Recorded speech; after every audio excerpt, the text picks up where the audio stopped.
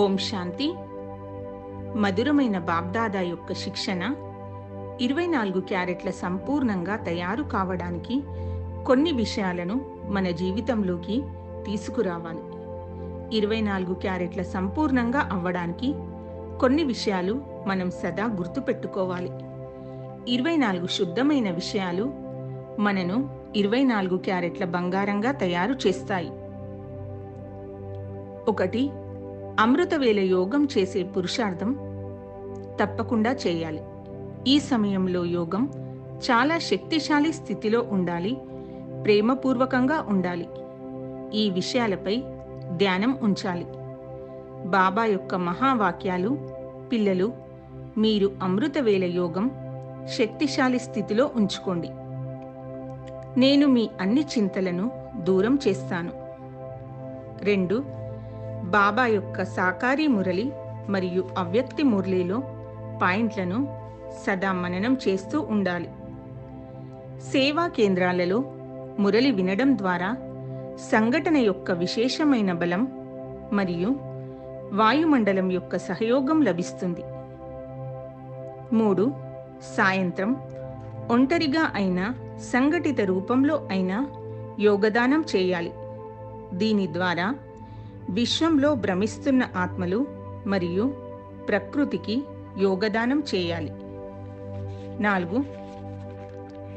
రాత్రి పడుకునే ముందు తక్కువలో తక్కువ 15 నిమిషాలు అయినా యోగదానం చేయాలి.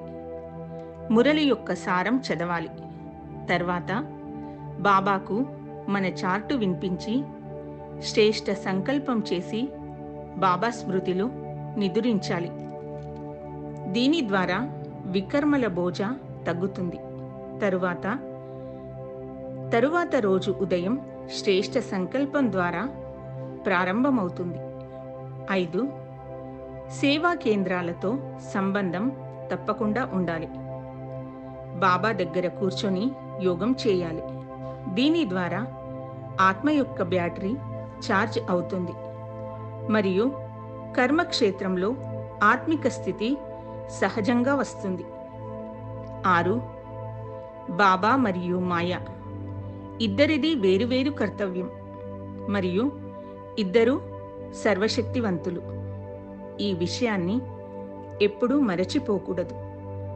మాయాతో ఎప్పుడూ జాగ్రత్తగా ఉండాలి. 7. మీ లక్ష్యం మరియు బాధ్యత సదా గుర్తుంచుకోవాలి. పురుషార్థం మరియు చదువు అంతిమ క్షణం వరకు ఉండాలి. దీనిలో నిర్లక్ష్యం ఉండకూడదు. సదా ఉమంగ్ ఉత్సాహం ఉండాలి. 8. విస్తారాన్ని సారంలోకి తీసుకురావాలి. ఆత్మబింది, శివబాబా బింది, డ్రామా బింది. 9. వాచా కంటే అధికమైన గుణాల ద్వారా సేవ చేయాలి. 10. తనువు, మనసు, ధనము మూడింటిని సేవలో సఫలం చేసుకోవాలి. దీనిపైన పూర్తి శ్రద్ధ ఉండాలి. ఏమీ చేయలేకపోయినా దయా హృదయులుగా అయ్యి అందరికీ ఆశీర్వాదాలు ఇవ్వాలి, ఆశీర్వాదాలు తీసుకోవాలి. ఇదే సహజమైన శక్తిశాలి సేవ. దీనిలో సమయం, శ్రమ తక్కువ, కానీ ప్రతిఫలం చాలా ఉంటుంది. 11. 4 సబ్జెక్టులలో తప్పకుండా ధ్యానం ఉండాలి. వర్తమాన సమయం అనుసారంగా దైవీ గుణాల ధారణ మీద ఎక్కువ శ్రద్ధ ఉంచాలి.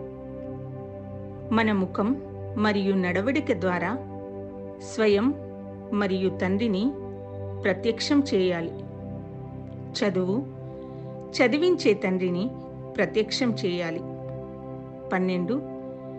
ఎప్పటి వరకు బేహద్ దృష్టి, ఆత్మిక దృష్టి రాదో అప్పటి వరకు లక్ష్యాన్ని చేరుకోలేము.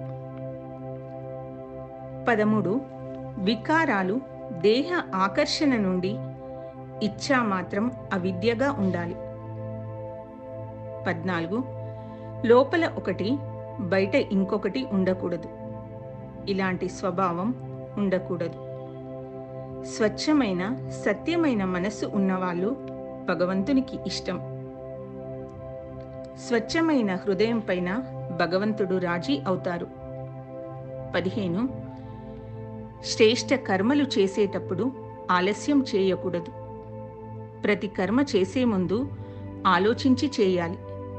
సంభవం అయితే బాబా ముందు ప్రతి విషయం ఉంచి కర్మ చేయాలి.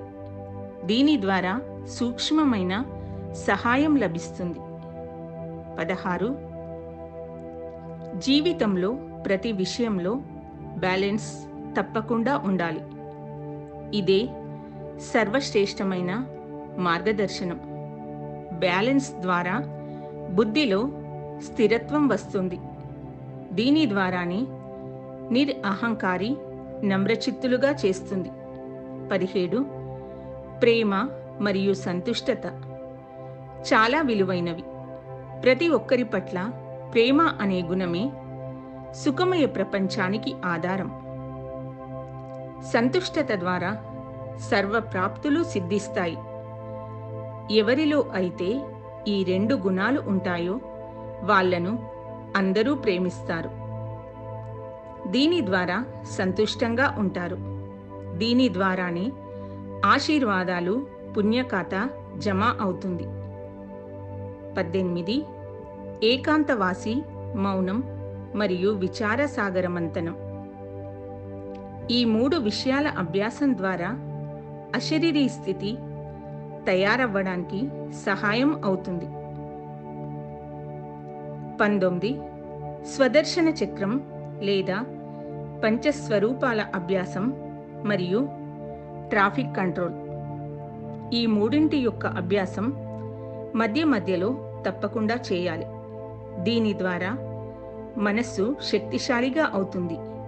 దైవీ గుణాలు వృద్ధి అవుతాయి. పరదర్శనము మరియు వ్యర్థ విషయాలలో మన సమయం వ్యర్థం అవ్వదు.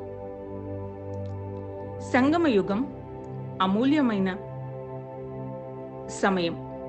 కల్పంలో ఒక్కసారి మాత్రమే లభిస్తుంది.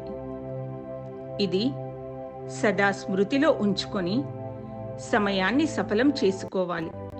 లేదంటే అంతిమంలో పశ్చాత్తాపం చెందాల్సి ఉంటుంది. 20 అహంకారం ఉంటే ఒక్క క్షణంలో అన్ని ప్రాప్తుల నుండి పదభ్రష్టులుగా చేస్తుంది. నమ్రత నిమిత్తంగా తయారు చేస్తుంది. దీని ద్వారా అహంకారానికి స్థానం లభించదు. పురుషార్థంలో రేస్ చేయాలి, కానీ రేస్తో పాటు నేను అనేది రాకూడదు. 21 స్మృతి చార్టును 5 నుండి 6 గంటల వరకు తయారు చేసుకోవాలి. దీనికోసం ఒక స్థానంలో కూర్చోవలసి యోగం చేయవలసిన అవసరం లేదు. అన్ని కర్మలు చేస్తూ స్మృతి యాత్రలో ఉండాలి. ఈ అభ్యాసమే అంతిమ సమయంలో అచల్ అడోల్ స్థితి తయారు చేస్తుంది. దేహీ అభిమాని ఫరిష్తా స్థితి మరియు బీజరూప అవస్థ. ఈ 3 తప్పకుండా యోగాభ్యాసం చేయాలి. 22 స్వయాన్ని ఎవరైతే చెక్ చేసుకుంటారో, చేంజ్ చేసుకుంటారో వాళ్ళ సంస్కారాలు పరివర్తన చేసుకుంటారు. 23 మధ్య మధ్యలో ఇప్పుడు ఇంటికి వెళ్ళాలి మరియు కొత్త ప్రపంచంలోకి వెళ్ళాలి అనే స్మృతి సదా ఉండాలి. అంటే ముక్తిధామం మరియు జీవన్ముక్తిధామం. అభ్యాసం తప్పకుండా చేయాలి. దీని ద్వారా నష్టామోహ మరియు బేహద్ వైరాగ్య స్థితి తయారు చేసుకోవడంలో సహాయం లభిస్తుంది. 24 చివరిది మన్ మనాభవ. ఒక్క తండ్రి తప్ప మరెవ్వరూ లేరు. ఒకే బలం, ఒకే భరోసా. ఇదే సర్వశ్రేష్టమైన తపస్య. ఎవరైతే దీన్ని ధారణ చేస్తారో మరియు ప్రతి క్షణం అంతిమ క్షణం అని స్మృతిలో ఉంచుకుంటారో, ఈ చాలా కాల అభ్యాసం ద్వారా ఎవరు రెడీగా ఉండాలి. వీళ్ళే అచానక్ ఒక్క సెకండ్ పేపర్లో పాస్ అవుతారు, మొదటి నంబర్లోకి వస్తారు. ఈ 24 విషయాలను ధారణ చేయడం ద్వారా మనం 24 క్యారెట్ల సంపూర్ణంగా అవుతాం. ఓం శాంతి.